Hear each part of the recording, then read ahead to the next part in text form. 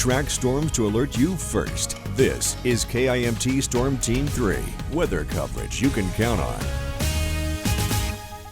Welcome back, everyone. Happy Monday here. We've been going through the day with some decent amount of precipitation. We're talking a mixture of rain, even some hail to be found, and even a few flakes, maybe some graupel. A huge mixture across the area. And a lot of it has to do with, of course, what we're seeing for temperatures. Now, I did want to take a trip through Albert Lea here through time, and we could see easily that the clouds are definitely there, some of them holding a little more moisture than others, and some dropping a bit of rain. You can see kind of evidence of it here on the camera.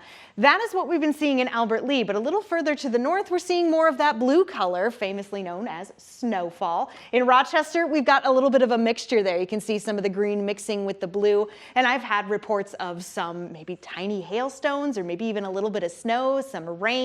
It's really very dependent on where you are. Meanwhile, further to the south, we've got a relatively robust line here of some heavier rainfall, even some lightning, and have had reports of hail in places like Decorah. We're talking small hailstones, but hail nonetheless.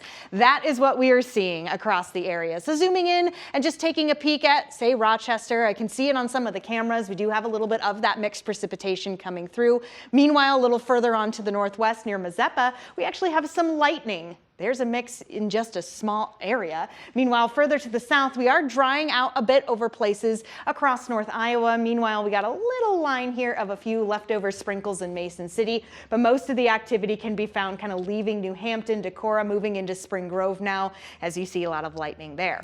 All right, so we've got some activity when it comes to precipitation. What about our temperatures? It is a big difference from where we were this time yesterday, comparing it to Sunday's warmth. We're actually down 32 degrees in Albert Lea, where we're currently sitting at 37. We have made it to the 40s in Mason City, Charles City, Rochester, but still taking pretty big hits down into the 20s, 29 degrees to be exact, Mason City, Charles City. So yes, a big difference. It's cooler outside. We're dealing with this mixed precipitation. So the roller coaster is starting to go right back down. Temperatures are expected to stay relatively steady, maybe dropping a degree or two as we do come into the afternoon, and see once again kind of a slight chance for a little bit of that mixed precipitation. Generally, it will just continue to slowly make its way to the east. Sky Tracker 3 picks up on some of that, kind of leaving things a little blank here to the south. I don't think it'll be quite that blank. We still have the chance to see a little bit more of this precipitation kind of move a little further southward, but it's really the biggest thing watching it change from rain into snow.